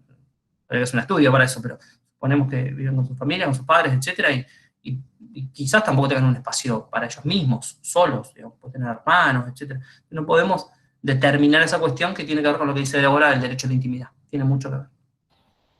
Y acá María también trae un punto muy interesante, Leo, que te consulta, así como a lo largo del tiempo ha cambiado el estereotipo de belleza, sí, también se está desplazando lo que se considera íntimo. Eso desaparece, se desplaza, ¿a dónde va? Mira, es interesante, y en el campo de las ciencias sociales siempre trabajamos con coyuntura y con caso, siempre. No podría tener una respuesta generalizadora de esto. Puedo referirme a la tesis que he mencionado de nuestra compañera Laura, que habló con jóvenes y qué muestran y qué no muestran, y por qué muestran eso, por qué no muestran eso, y a una tesis que me tocó escribir a mí hace muchos años, 2014, Otro Mundo, ¿no? Y ahí vos podías ver que hay cuestiones que no la toman como privado o íntimo, que es mostrar su casa, por ejemplo. Las casas no parecen ser privado o íntimo, aún el baño, como les decía como chiste recién, aún el baño, la selfie era en el baño, las primeras selfies con los dedos en B. Digo, aún así mostrar la casa o mostrar que van a comer no parecía lo íntimo, ¿no? Y después tenés algunas dimensiones ya que tienen que ver con el propio cuerpo, con cuestiones que tienen que ver con la seducción, con lo erotizante y demás, que van a esconderse en mejores amigos, que ya eligen a quién mostrárselo, ¿no? Te van a contar que en determinadas secciones de su espacio, y no lo pueden ver todos, van a mostrar algo más. Y pueden ser algunos consumos, digo, están bebiendo alcohol, fumando su porro, no sé, cosas así que no se lo muestra a todo el mundo, o con una ropa menos, digo, eso se muestra en otros espacios. Ahí hay una conciencia de que eso pertenece a lo privado o a lo íntimo. Después, decía Protágoras, el hombre es la medida de todas las cosas. ¿Qué es público, qué es privado, qué es íntimo para cada uno de los que estamos acá? Va a ser diferente en qué mostramos en nuestras redes, ¿no? Mostramos nuestra familia, nuestros amigos, lo que vamos a comer dentro de un rato, lo que hicimos, haciendo deporte, las vacaciones, tirados en la playa. Para algunos de ustedes, para muchos de los que estamos acá, eso es íntimo. Para otros es público. Sucede en el espacio público inclusive, entonces lo puedo trasladar a las pantallas. Es una pregunta recontra importante para las ciencias sociales en general, para la comunicación en particular, que creo se responde, como casi siempre, en la coyuntura con un corpus, ¿no? Yendo a ver jóvenes de tal edad y en tal lugar, ¿no? Porque debe ser diferente en diferentes espacios de la Argentina o del mundo inclusive, ¿no?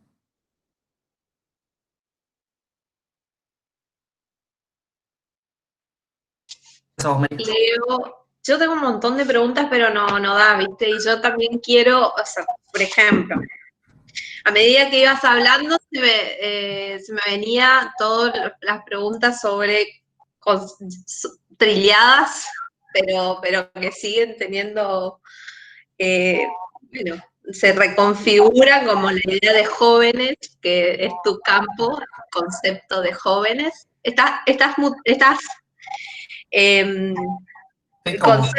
concepto de audiencias y de público. Me encanta todo eso, sí. Te digo todo lo que te después voy a elegir, ¿viste? Porque es demasiado en realidad, porque son cosas que parece que ya, pero es como que se siguen recordando en términos conceptuales. En el caso de la selfie, pensé en qué pasaba con el concepto de autobiografía, por ejemplo, y de, bueno, estas figuraciones o retóricas del yo, en qué lugar está en tu campo específico de estudios. Pensé un montón de cosas, pero no quiero que te vayas, porque ya estamos como ahí, al cierre, pero en un momento quiero que me comentes un poco más de tu libro de series web, Dale. A ver, básicamente mi pregunta vendría a ser, vos hablaste de las estéticas, fuiste como ahí punteando cosas, Acá lo tengo limpio. las estéticas, pero nos quedó como o al menos a mí, ¿qué pasa en Argentina? De esas primeras series y qué es lo que viene se recupera de alguna manera en Argentina.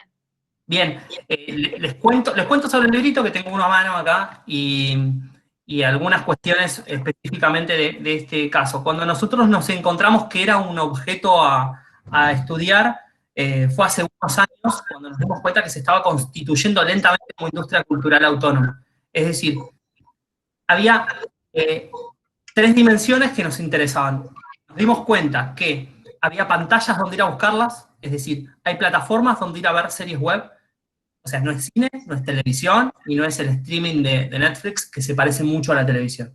Sino eran unas ficciones breves, entre 5 y 10 minutos, de 5 a 10 capítulos, con una estética propia, otra cosa. Entonces vos decís, ¿la emparentás con qué? Con todas las dinámicas de Internet y telefonía. Digo, tiene que ver con el meme, tiene que ver con la selfie, tiene que ver con el tweet, tiene que ver con lo efímero, con lo breve. Digo, no tardó en llegar una forma de ficción y documental a las nuevas pantallas, a los nuevos medios.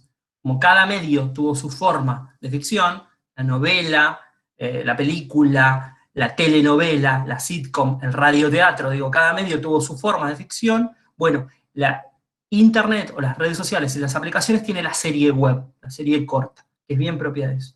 Entonces dijimos, bueno, para recortarlo, para hacer un estudio que pueda avanzar, decidimos que fuera en Argentina. Recortamos 2008, donde pusimos el umbral a las primeras series web, y llegamos a 2018 para ver sus primeros 10 años. Encontramos cierta evolución, si me permiten la palabra, una producción no masiva, pero de 231 series, es lo que podemos sistematizar, va creciendo con los años, y hacia 2013 y 2014, 3 espacios.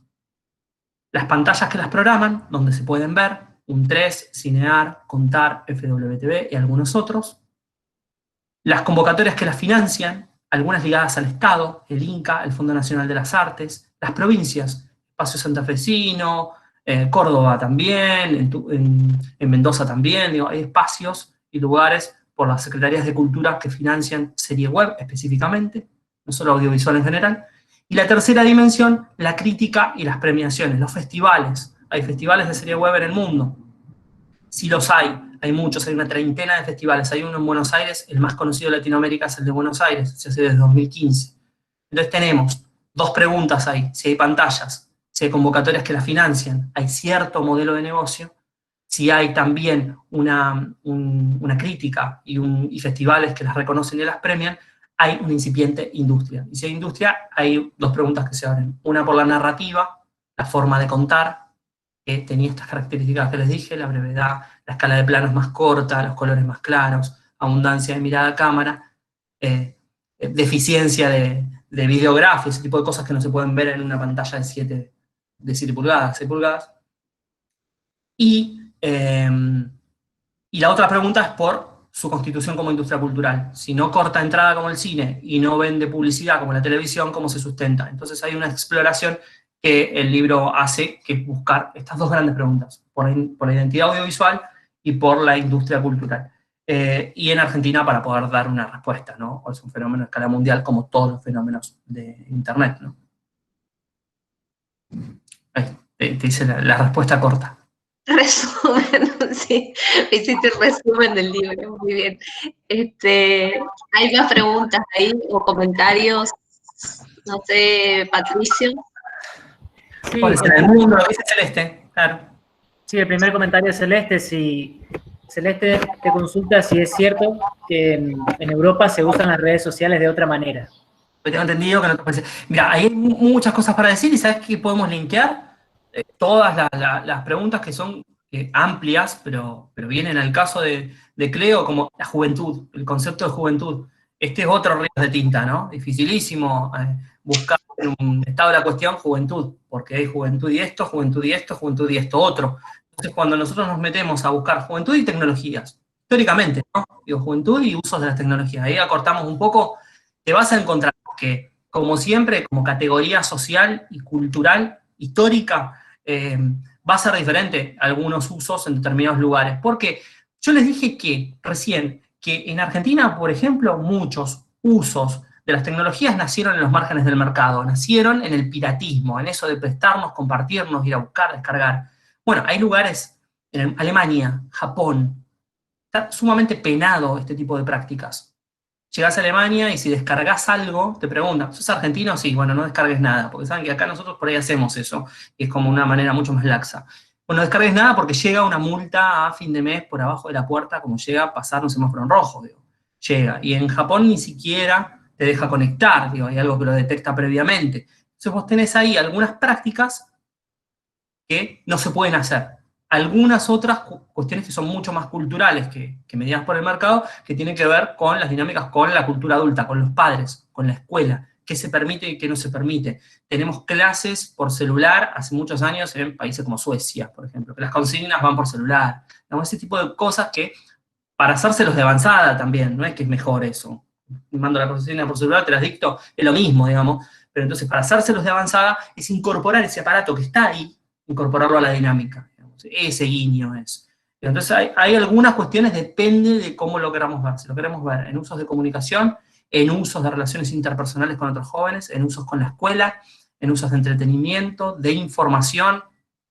Fake news, por ejemplo, en lugares donde está legislado, donde no se puede, donde se bloquean determinadas informaciones que están chequeadas, etcétera, y en otros lugares no, decimos cualquier verdura, ¿no? Entonces también va a dialogar con cuánto usamos y cómo utilizan los jóvenes de ese territorio la tecnología. Lo que estás diciendo de la fake news no me lo imaginaría acá, esos mecanismos de bloquear. No me lo imagino. Hay cierto autoalfabetización que te propone Facebook. Facebook, si entramos ahora y buscamos la solapa donde nos dice qué deberíamos hacer, te dice, bueno, desconfía de los titulares. Facebook sabe, entiende, la plataforma, que ellos no producen contenido. Nosotros producimos contenido. Subimos una foto, un esto, un otro, subimos enlaces. Muchos enlaces a otras cosas que nos gustaron. Y noticias. Entonces, lo que te procura es que sepas leer esas noticias, te propone. Bueno, lee los enlaces. Si te interesó mucho una noticia, cotejala en otro medio, para que no sea que salió en un medio solo, puede ser mentira. Que la fotografía sea de lo que dice ser y no una fotografía de hace 5 años. Que sea en el medio que vos creés que estás leyendo, que la fecha sea de ahora, porque vieron que vivimos contando noticias que fueron hace 3 años y las decimos como novedad. Eso en las redes te lo dicen, pero es una autodisciplina, digamos. Si yo subo algo que no cumple algo de eso, no me lo va a bajar. Me va a bajar otras cuestiones, violencia, desnudez, etcétera, ¿no? Otras cuestiones que hieran algunas dimensiones morales, etcétera.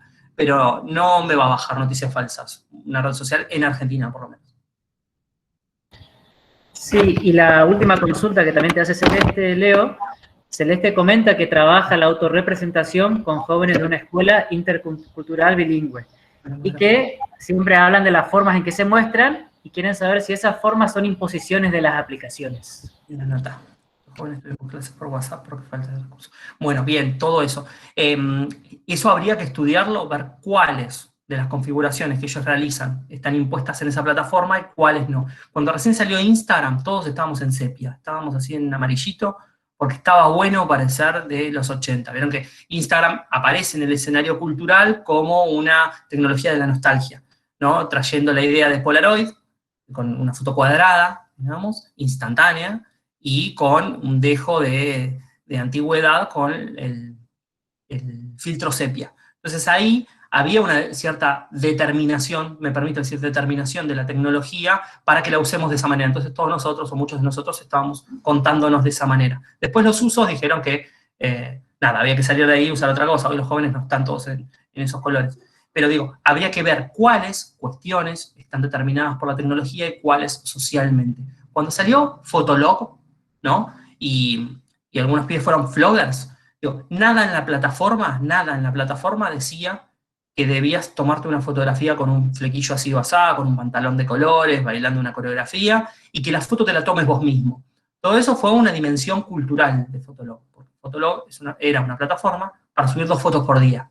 Entonces, a la pregunta de Celeste, ¿cuánto determinaba Fotolog la existencia de los floggers? 0. Es un fenómeno cultural. ¿Cuánto determinó YouTube la existencia de los YouTubers?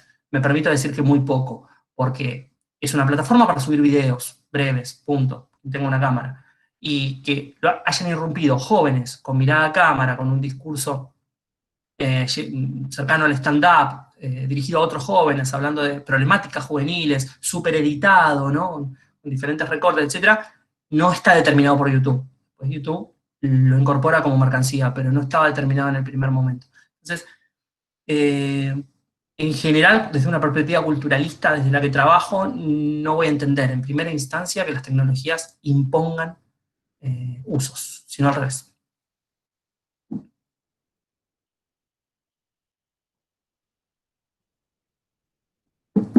Buenísimo, yo creo que estamos llegando al cierre. Muy bien. Me parece, ¿no? No, como ustedes quieran, ¿eh? No sé si hay alguna otra consulta, pregunta, comentario. Gracias. Gracias, Celeste. Estamos súper contentos con vos. Contento. Leo, esperemos que siga, pero bueno, tiene que tener un final previo. Creo que ya lo exprimimos bastante al pobre Leo, bastante. Sí, No, me encanta, no hay problema. quería decirles que, bueno, ahora Carlos va a hacer ahí como un cierre y mientras, suele suceder que hacemos el cierre y cuando estamos haciendo el cierre, surgen preguntas, aparecen más preguntas. Quería decirles a todos los que están cursando y que están inscriptos y que están en el aula virtual de la UNE, que ya están subidas las consignas, hay como 3 posibilidades para el trabajo final, que es algo muy sencillo, ya saben que es un curso de actualización, no es de posgrado, y por el otro lado, si tienen algún inconveniente con la plataforma, no les llegó, o no pueden ingresar, cualquier cosa, el mail oficial del seminario. Y otra cosa que quiero comentarles antes de que empiecen a irse, es que ahí está Miguel Almirón, seguramente estás conectado, Miguel. Sí, estoy conectado. Hola, Miguel. El encuentro, los presento Miguel, Leo. Miguel va a estar a cargo del próximo módulo. Qué bueno. Está concursando, tiene un concurso justo el viernes. Hemos decidido que vamos a pasar el encuentro para el sábado, el sábado 20, el que estaba previsto para el viernes 27, va a ser el sábado 28 a las 11 horas, y también es mejor para Miguel, que está en Francia, y el horario ahora es como medianoche ya, entonces... Mira, bueno, gracias Miguel por estar ahora con nosotros, ¿no? Hasta ahora. Gracias a vos, estuvo magnífico tu charla. Muchas gracias. Además está con frío, ¿viste? Yo estoy acá con el tereré, ¿viste? Muy corriente. Claro, 20 grados nosotros. Así que bueno, eso, igual les va a llegar todo, esto les comento, pero les va a llegar todo por mail, todo con el flyer, con todo. Así que bueno, pero quería comentarles esas 2 cuestiones. Bueno, Carlos, te escuchamos. Que es otro Pato, pero le decimos Carlos acá para que no se nos confunda con Pato 1. Yo soy Pato, que no soy Patricia. No, él es el Pato original. Yo soy una vil copia. Sí. Bueno, en primer lugar le quiero felicitar a Leo porque la verdad que las 2 o 3 charlas que escuché de él son muy didácticas, son muy amenas, mezcla muy en buenas dosis la teoría con los ejemplos que son de nuestra vida cotidiana, entonces nos acerca más a las cuestiones que él estudia y trabaja. Yo voy a tratar de ser muy breve y algunas cosas que he punteado mencionar. Me interesó, digamos, sobre todo cómo él articula esto que voy a usar una frase o un título que no es mío, obviamente, que es la reproductibilidad técnica, ¿no es cierto?, de la imagen, parafraseando a Benjamin, ¿no? Digamos, es un mito de la modernidad a mi criterio, ¿no es cierto? Y que ya hace más del siglo XIX, ¿no es cierto?, que surge esa posibilidad, se ha metido en nuestras vidas cotidianas, ¿no es cierto?, desde la complejidad de lo que era tener una imagen de uno mismo a fines del siglo XIX, a la sencillez y facilidad, entre comillas, digamos, de tener hoy un aparato smartphone o teléfono con cámara y tomarnos una selfie, ¿no es cierto? Este tema que... Entonces, esa cuestión, digamos, asume, digamos, Leonardo, las narrativas en base a eso. Por eso yo quiero decir, digamos, parafraseando también, pero en el terreno de la música, a una banda muy conocida por todos, que es Los Redondos, Los Redonditos de Ricota, dice, y me parece que se podría resumir que toda imagen es política, ¿no? Toda imagen o todo video es político, ¿no? Entonces, porque forma parte de una industria cultural que se resignifica todo el tiempo, desde que la estudiaron allá por los años 30 en Alemania, Adorno, Horkheimer, que fueron también nombrados, ¿no es cierto?, en la charla de Leo, y me gustó mucho ese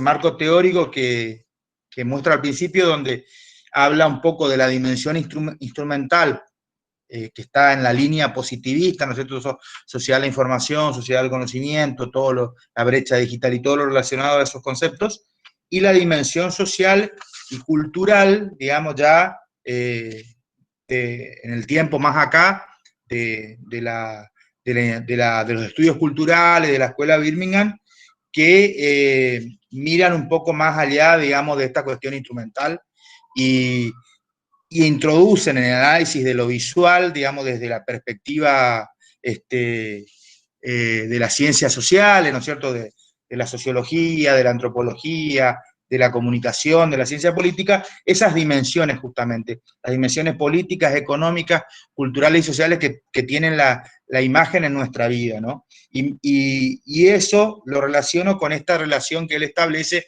en los usos, ¿no es cierto? Cómo los usos van configurándose, en algunos casos de forma amateur, desde los bordes de la periferia, como él dice, y después el mercado se los apropia y los rearma, los resignifica para, digamos, vendernos ese servicio, ¿no es cierto? O esa posibilidad, ese entretenimiento, todo esto que está relacionado, ¿no es cierto?, a las series, esto que todos estamos siempre analizando, ¿no es cierto? Y bueno, y constituye una marca cultural de época, ¿no es cierto?, de nuestra vida contemporánea, que ya desde que los dispositivos tecnológicos empezaron esta evolución cada vez más rápida y con toda esta lógica, digamos, liberal o neoliberal de la obsolescencia programada, allá por los años 80 y 90. ¿Quién no se acuerda, ¿no es cierto?, de la Commodore 64, que nos parecía, bueno, yo que tengo más o menos, fui adolescente en esa época, en los 80, la Commodore 64, que tenía un amigo, compañero de la secundaria, que tenía una posición económica mejor que la de mi familia, nos íbamos a jugar ahí, a hacer cuenta que estábamos en una Apple Macintosh de hoy, ¿no es cierto?, con toda el poderío tecnológico que tiene. Entonces, eso me parece interesante. Después las dimensiones que habla de justamente las narrativas, cómo las narrativas se adaptan o resignifican los dispositivos o dialogan, digamos, y cómo los usos también transforman las narrativas, ¿no? Esto lo de las series web, ¿no es cierto?, es toda una invención contemporánea de los últimos años, y me parece muy interesante la apuesta que hace desde lo público la UNTREF, ¿no es cierto?, con ese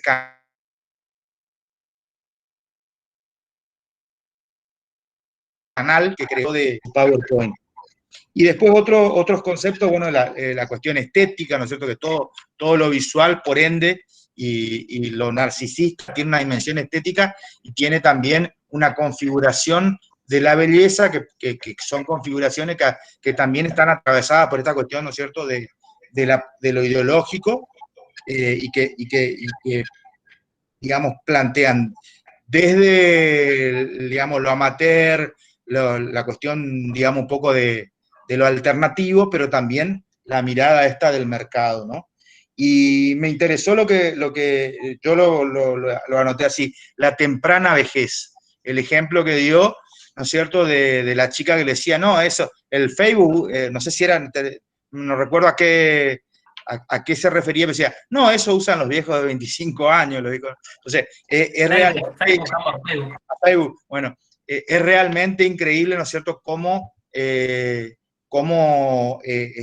los dispositivos, las redes, las aplicaciones, digamos, son tan efímeras y cómo van mutando, ¿no es cierto?, las modas, cómo siempre estamos buscando lo último, cómo va migrando, ¿no es cierto? El fenómeno de TikTok me llama la atención, ¿no es cierto?, esto que vos mencionabas, o uno de los compañeros o compañeras que habló, el ejemplo, ¿no es cierto?, de TikTok y el uso que hacen las manifestaciones actuales, digamos, contra el gobierno, digamos, de cierto sector opositor, y teniendo en cuenta que la aplicación está hecha en China, que hay toda una disputa, ¿no es cierto?, política, económica del gobierno de Estados Unidos, el actual al menos, contra los chinos por toda esta disputa que hay respecto, ¿no es cierto?, a la tecnología, la economía, toda la cuestión, ¿no es cierto?, que tiene que ver con la guerra comercial y esto de la tecnología del 5G y todo eso, ¿no? Y bueno, y para ir cerrando, ¿no es cierto?, me parece interesante pensar en términos de todo lo que mencionó Leo, la cuestión del reino de lo efímero, de cómo todo esto es cada vez más rápido, y cómo uno tiene que adaptar, nosotros que somos en términos, digamos, de migrantes digitales, cómo nos cuesta ir adaptándonos a todas estas cosas, y la lógica esta del flujo continuo, ¿no es cierto?, de que todo el tiempo hay que renovar la cartelera, como decía un viejo dueño de un cine acá de Corriente, ¿no? Y por último, esto que se mencionaba ya en la parte de las preguntas, las cuestiones de la juventud, ¿no es cierto? Esto que una vez escuchando una charla de Rosana Reillo, me gustó mucho el concepto que ella dio de las naciones juveniles, ¿no? De esta mirada globalizadora alternativa, hablando de cómo los jóvenes se plantean en distintas latitudes, ¿no es cierto?, códigos similares, y bueno, cómo la tecnología fue articulando eso, la conectividad. Después está esto que se mencionó a lo último, ¿no es cierto?, de las apropiaciones, las costumbres, la pedagogía propia de los países, de cómo van formando. Yo, por ejemplo, una vez me llamó la atención que fui a Buenos Aires, a la casa de unos amigos, y la pareja de la amiga de mi esposa, que estábamos, había vivido, es argentino, pero había vivido 15 años en Suiza. Y miro así la plataforma, la consola de juego del hijo, y todos los juegos eran originales. No había un solo juego pirateado, digamos. Entonces, ahí te das cuenta, ¿no es cierto?, un chico que se crió, digamos, siendo argentino, se crió en un país porque se fue a vivir allá a los 15 años, y eran todos los juegos originales. Entonces, esa cuestión me llamó la atención. Y por último, quería mencionar, ya que hablamos de las narrativas y todo esto que estudia Leonardo, me quedé muy impactado la otra vez cuando vi una serie rusa que estrenó Netflix, que me llamó mucho la atención porque no hay contenido prácticamente, por lo menos acá en la Argentina, de esta serie distópica que habla de un virus, que habla del confinamiento, de un montón de cosas, no recuerdo, To the Lake se llama, Hacia el Lago, y que me puse a investigar, digamos, y está producida y estrenada en Rusia en el mes de noviembre del año pasado, antes de que se inicie, digamos, o cuando se estaba iniciando la pandemia actual, ¿no es cierto? Me llama la atención y me inquieta, realmente me inquieta, y no quiero entrar en una teoría conspirativa de cómo en un país, digamos, se pudo pensar, o sea, con tanta, porque no es exacta la historia, digamos, lo que está pasando ahora, pero es realmente inquietante, ¿no es cierto?, cómo a veces, porque hablamos siempre que la realidad supera la ficción, pero a veces también la ficción se adelanta, ¿no es cierto?, a la realidad, ¿no? Así que bueno, eso era lo que quería comentar, y espero que sirva, digamos, para reflexionar. Muchas gracias. Muchas gracias. Gracias, Carlos, por la lectura, por la aguda lectura. Bueno, gracias Carlos, gracias Pato, gracias a los dos Patos, por estar ahí atentes. Gracias también a Darío, que está a full en el streaming y está con las asistencias, toda la gente que está como detrás, Adriana, que está con lo del aula virtual. Bueno, hay mucha gente que se está ocupando de muchas cosas para que todo esto salga bien en lo posible. Así que, bueno, nos vemos, escuchamos, leemos dentro de 15 días y a través del aula virtual y cualquier cosa, ¿no? Y quedan en el canal de YouTube también del seminario. Gracias, Leo. Chao, saludos. Gracias, Leo. Gracias a todos. Gracias, compañeros. Gracias a todos, a todas. Gracias, adiós.